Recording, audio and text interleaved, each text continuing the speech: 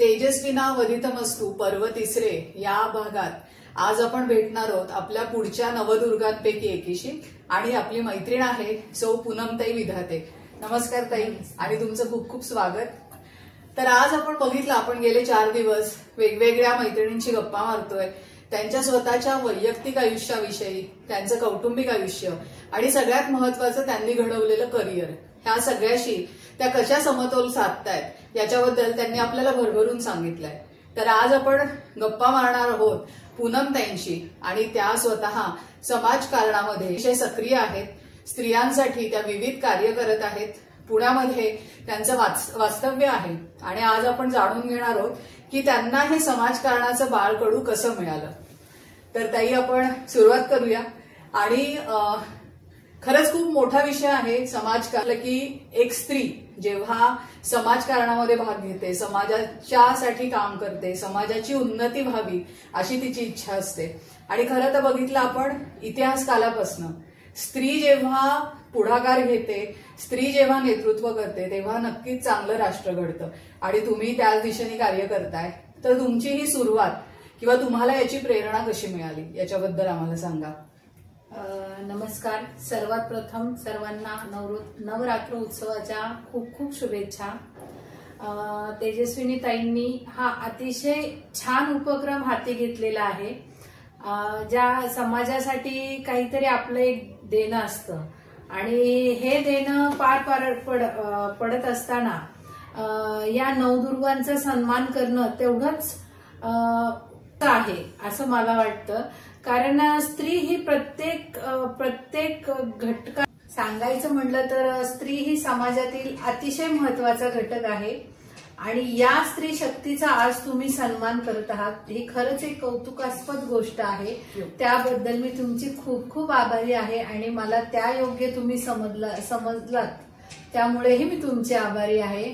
खूप आनंद मलाही होतोय की मी तुमच्याबरोबर गप्पा मारू शकते आणि याच निमित्ताने आपल्या सगळ्या मैत्रिणींनाही माहिती होईल की ताईंचं व्यक्तिमत्व इतकं म्हणूया निर्मळ आहे, अतिशय प्रेमळ आहे आणि अतिशय मैत्रीपूर्ण आहे।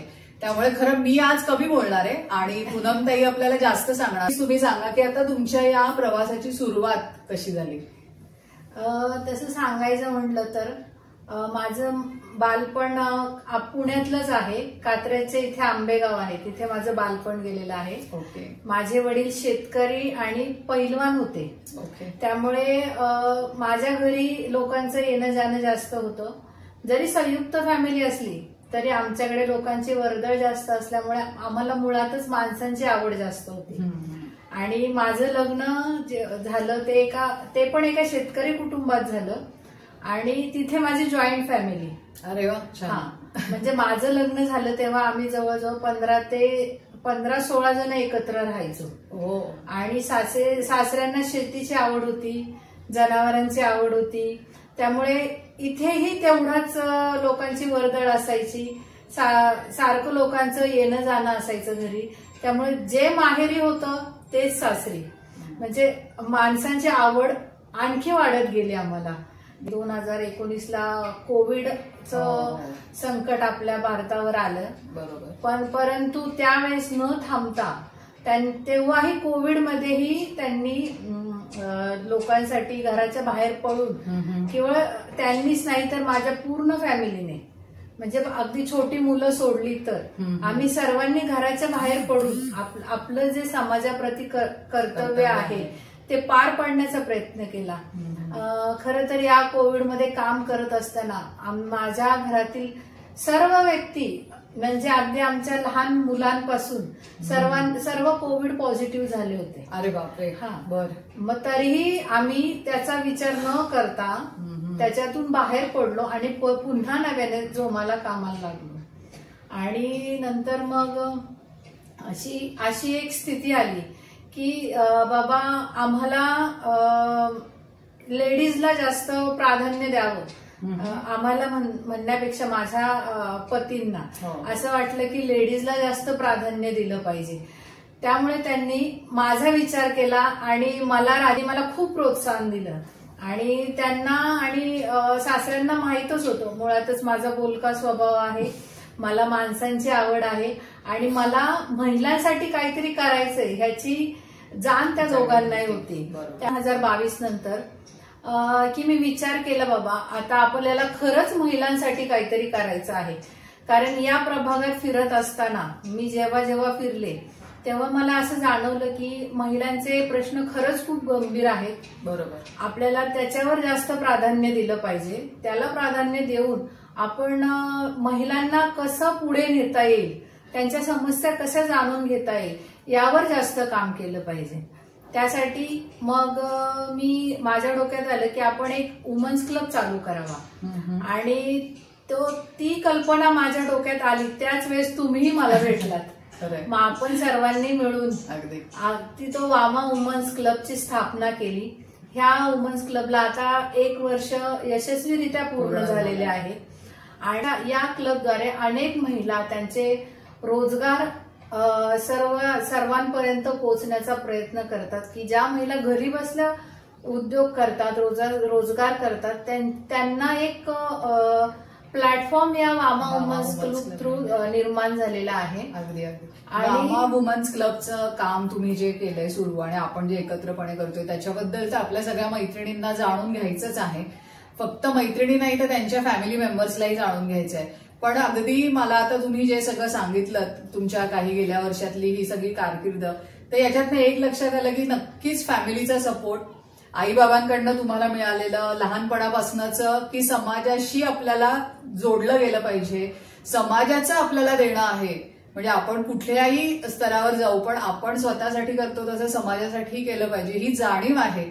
आणि नक्कीच विशालदादांचाही सपोर्ट आहे, घरच्यांचा सपोर्ट आहे, म्हणून तुम्ही अगदी एवढं मोठं पाऊल टाकू शकलाय. आणि हे सगळं सांगत असताना हे पण लक्षात आलं की प्रत्येक स्त्रीने फक्त घर न सांभाळता घरासोबत ती स्वतःसाठी वेळ देईल. मग तुम्ही क्रिकेटची पण स्पर्धा घेतली, म्हणजे त्यासाठी पण उत्स्फूर्त प्रतिसाद होता. मला आठवतंय माझी पण क्रिकेट टीम होती त्याच्यामध्ये आणि तेव्हाच आपली ओळख झाली. आणि त्यानंतर डॉक्टर्स डे सेलिब्रेशन होतं. आणि या सगळ्यामध्ये म्हणजे जेव्हा जेव्हा मी वामाच्या आधी तुम्हाला भेटले तेव्हा याच गोष्टीने मला खरंच खूप आवडलेलं की तुम्ही स्त्रियांच्या प्रत्येक स्तरापर्यंत पोहोचताय. आणि आता गेल्या वर्षी वामा वुमन्स क्लबची स्थापना झाल्यापासून तर अजून सगळ्याच म्हणजे सोसायटीपासून ते आपण बचत गट आहे आणि वस्तीवरच्या बायकांपर्यंत काम करतोय. तर आता हेच आम्हाला जाणून घ्यायचंय की वामाचं तुम्ही काम कसं करताय, काय तुमचे फ्युचर प्लॅन्स आहेत आणि त्याचबरोबर स्त्रिया आणि स्त्रियांभोवतीचं त्यांचं कुटुंब यासाठी तुम्ही काय करू इच्छिता. वुमन्स क्लबची स्थापना होण्याच्या आधी 1 वर्ष आधी आपण महिलांच्या हेल्थचा विषय डोक्यात ठेवून एक आपल्या भागात फक्त आणि फक्त महिलांसाठी आपण एक मॅरेथॉन चालू केलेली. अगदी. ही मॅरेथॉन फक्त महिलांच्या हेल्थसाठी चालू केलेली आहे. त्याचा उद्देश असा की महिला महिनाभर आधी एकत्र येतात, प्रॅक्टिस करतात मॅरेथॉनची. त्यामुळे काय होतं, त्या महिनाभर आधी आल्यामुळे त्यांचं एक बॉन्डिंग निर्माण होतं आणि त्यांना हेल्थ बद्दल अवेअरनेस तयार होतं. आणि ह्याचा प्रतिसाद इतका छान आलेला आहे ना की अगदी पहिल्या वर्षी आपल्याला 6,000 महिला मॅरेथॉनसाठी होत्या आणि मागच्या वर्षी आता त्या 13,000वर गेला आणि आता आपली परत 3रं वर्ष येतंय. तर ह्या 3ऱ्या वर्षीही मला तरी वाटतंय कमीत कमी 20,000 महिला तर नक्कीच येतील आणि ह्या ऑल ओव्हर पुण्यातून महिला येतील नक्कीच. आणि हा आपला मॅरेथॉन खरंच सक्सेसफुल होईलच. म्हणजे सुपरहिट मॅरेथॉन आहे त्यांनी सुरू केलेली आणि ती अगदी छान म्हणजे उडान नारी शक्ती आणि त्यामुळे त्या उडानच आहे खरंच ते की असं ते दरवर्षी वाढतच जाणार. हो नक्कीच नक्कीच. आणि आपली संस्कृती जपून ठेवण्यासाठी आपण मंगळागौर महिलांसाठी मंगळागौर स्पर्धाही चालू केलेल्या आहेत. आणि त्याच्यानंतर आता जर वामाच्या माध्यमातून सांगितलं गेल्या 1 वर्षभरात आपण अनेक आरोग्य शिबिरं घेतलेली आहेत. महिलांना वेगवेगळ्या प्रकारात प्रशिक्षणं दिलेली आहेत. महिलांच्या समस्या जाणून त्या सोडवण्याचा प्रयत्न केलेला आहे. म्हणजे मी स्वतः तुम्हाला बघतीये वामामध्ये आपण काम करताना, तुम्ही हे जे सांगताय ते अगदी प्रत्येकीला म्हणजे आपल्या या सगळ्या एरियातले आणि खरोखर प्रत्येकीशी तुम्ही जोडले गेलेले आहात. मग आपला व्हॉट्सअप ग्रुप असेल, आपण मंगळागौरीचे कार्यक्रम केले त्यातनं आहे, मॅरेथॉन तर खूपच छान कार्यक्रम होतो तो. आणि आता जसं की तुम्ही गौरी गणपतीमध्ये सुद्धा सगळ्यांना पर्सनली जाऊन भेटता, नवरात्रीमध्येही तुमची सगळ्यांची भेट होते. त्यामुळे जे म्हटलं मी तसं की साधेपणा आणि प्रत्येकाशी जाऊन भेटणं आणि त्यांच्याशी जोडणं जाणं हे मला तुमचं फारच की पॉइंट वाटतो. कारण म्हटलं तसं की मला प्रत्येकाच्या मनात समाजकारण राजकारण म्हणून खूप वेगळ्या भिन्न इमेजेस असतात की हा व्यक्ती असाच असेल, पण तुम्ही त्याला तडा दिलीये, तुम्ही खोडून काढलंय तसं. आणि नक्कीच जसं आपण म्हणू की समाजाशी देणं आहे ते तुमच्या आचरणातनं तर दिसतंच. आणि जसं ताईंना शिक्षण हे सुद्धा एवढं महत्वाचं आहे, हे त्यांच्या फॅमिलीत पण आहे. त्यामुळे तुम्ही यावर्षी MA सुद्धा केलेलं आहे. त्यामुळे MA सुद्धा ताईंचं झालंय, म्हणजे उच्च शिक्षित. आणि कारण उच्च शिक्षण असलं की मग आपले विचारही त्याच पद्धतीने होतात. तर तुमचं हे काम खरंच खूप चांगलं चालू आहे आणि असंच चालू राहणार आहे. पण आता याच जोडीला मी म्हटलं तसं वामामध्ये महिला आहेत, पण महिलांच्या व्यतिरिक्त तेही तुम्ही सगळ्यांसाठी तुम्ही काम करताय. तर ते तुमचं काम कसं चालू आहे? मुळात उपक्रम केले, त्यापैकी म्हणजे आपल्या बानेर, बालेवाडी, सूस, म्हाळुंगे या भागामध्ये ज्येष्ठ नागरिक दिवस असेल, वकील दिवस असेल, ओके हो, 10वी 12वी उत्तीर्ण विद्यार्थ्यांचा सत्कार असेल, किंवा महिलांसाठी हळदी कुंकू आहे, किंवा शिक्षक दिवस आहे, परत डॉक्टर्स डे आहे, आणखी क्रिकेट BBSM हे क्रिकेटची एक स्पर्धाही आम्ही चालू केलेली आहे. ती 3 वर्ष मी सातत्याने केली, 3 वर्षानंतर मी ती बंद केली. आणि असे अनेक समाजोपयोगी उपक्रम मी या कालावधीत केले. मला अगदी तळागाळातल्या महिलांपासून अगदी उच्चभ्रू सोसायटीतील महिलांसाठी काम करायचं आहे. आणि ही कन्सेप्ट मी नक्कीच चेंज करून दाखवणार. मी आज या क्षणी मी तुम्हाला सांगते आणि तसा मी प्रयत्नही करत आहे. इथून पुढच्या काळामध्ये जे कोणी केलं नाहीये ते मला करायचंय. म्हणजे मी आधी सांगितले, मला ती कन्सेप्टच चेंज करायची. फक्त कागदावर आहे तुम्हाला, मला ते तिथे नाही, मला ते प्रत्यक्षात उतरायचं आहे. तर त्याची सुरुवातच मी महिलांपासून केलेली आहे की बाबा महिलांसाठी जे कोणी केलं नाही ते मला इथून पुढे करायचे आहे. सर्वात प्रथम काय की महिलांच्या समस्या जाणून घ्यायच्या आहेत, त्या सोडवण्यासाठी मला प्रयत्न करायचे आहेत. अगदी प्रत्येक स्तरावरील महिलांचे प्रश्न सोडवायचे आहेत. म्हणजे मला आपल्या भागामध्ये एक प्रशस्त अशी लायब्ररी तयार करायची आहे. वा, छान. या लायब्ररीचा उपयोग अगदी आपल्या भागातील ज्येष्ठ नागरिक असतील त्यांच्यापासून अगदी स्पर्धा परीक्षांसाठी जी मुलं अभ्यास करतात त्यांच्यासाठीही झाला पाहिजे. म्हणजे सर्व समाजातील सर्व स्तरांसाठी याचा उपयोग झाला पाहिजे. यासाठी माझं प्रेफरन्स असेल की मला सर्वात पहिल्यांदा लायब्ररी तयार करायची. खूप छान आणि खूपच छान. म्हणजे तुम्ही जसं म्हटलंय की तुम्ही आरोग्याचाही विचार केलाय आणि तर तो शारीरिक आणि मानसिक लेवल दोन्हीवरती असतो. शरीरासाठी मॅरेथॉन झाली, क्रिकेट झाली, आरोग्याच्या तपासणी शिबिरं अरेंज केलेली आहेत. तरी सुरू करणार हा विचार तर मला अतिशय आवडलेला आहे. कारण पुस्तक हे फार महत्वाचं आहे आणि आजच्या सोशल मीडियाच्या जगतात तर पुस्तकं हरवली आहेत आणि आपण सगळे म्हणतो वाचाल तर वाचाल. म्हणजे ते स्त्रियांना स्वतःच्या पायावर उभं राहण्यासाठी वामातर्फे पण आहे, त्यांचे वेगवेगळे उद्योग आपण जे काही सुरू करण्यास प्रोत्साहन देतोय त्याच दृष्टीने अजून स्त्रिया सगळ्या स्तरातील त्यांच्यासाठी तुमचे अजून काही प्लॅन्स आहेत का? महत्वाचं म्हणजे महिलांचे जे काही प्रश्न आहेत, महिला कोणाला सांगू शकत नाहीत किंवा त्या सांगायला घाबरतात. बरोबर. किंवा त्यांच्यावर अचानक जर एखादी वेळ आली तर त्यांना असं वाटतं आम्ही आता कोणाला सांगू. बरोबर. महिला सुरक्षा हा तुमचा मेन आता मोठं आहे की सुरक्षिततेच्या दृष्टीने, मग ते घरात असेल, कारण घरामध्येही डोमेस्टिक व्हायलन्सच्या केसेस असतात, लहान मुली शाळेत जाणाऱ्या किंवा आपल्या गावांमधल्या पण आपल्या आजूबाजूच्या किंवा त्याच जोडीला IT क्षेत्रामध्ये आपल्या इथे भरपूर ऑफिसेस आहेत तिथे सुद्धा म्हणजे तिथेही सगळी खरं तर आपल्या कायद्यांनी पण सोय केलेली आहे, पण तरी तुम्ही म्हणालात तसं की स्त्री घाबरते किंवा तिला कोणाला सांगू हा प्रश्न पडतो, तो तिने संकोच न करता तुम्ही जे सांगताय की सुरक्षेला महत्व द्यायचं महिलांच्या आणि त्या दृष्टीने तुमचं काम करण्याची इच्छा आहे. नक्कीच नक्कीच महिलांच्या सुरक्षिततेसाठी महत्वाचं काम करायचं आहे. अगदी छान. म्हणजे किस्सा सांगते की एकदा आम्ही भेटलो होतो आणि पूनमताई म्हणाल्या की आज घरी कार्यक्रम आहे आणि मी आता 50 पुरणपोळ्या लाटून आली आहे ना. मी म्हणलं बापरे, म्हणजे मला आधी धक्का बसला की तुम्ही पुरण म्हणजे स्वयंपाक घरात शिरलाय पहिली गोष्ट. म्हणजे ऑफकोर्स आई म्हणून, बायको म्हणून, सून म्हणून प्रत्येकीला ते सांभाळावं लागतं, पण एकाच वेळेस एका बैठकीत 50 पुरणपोळ्याही कराव्या लागतात आणि त्यांनी त्या केल्यात. म्हणजे स्त्री सगळं सांभाळून करत असते.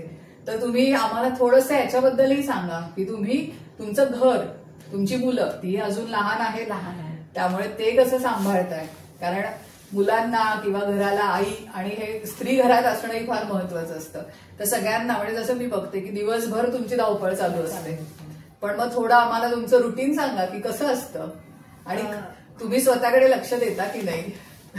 तसं रुटीन माझं अगदी तुमच्यासारखंच माझं रुटीन असतं. सकाळी उठणं, मुलांना डबा करून देणं, शाळेत पाठवणं, नाश्ता करणं, स्वयंपाक बनवणं, मग घराच्या बाहेर पडणं, म्हणजे जे सर्वसामान्य महिलांचं रुटीन आहे तेच माझं रुटीन आहे.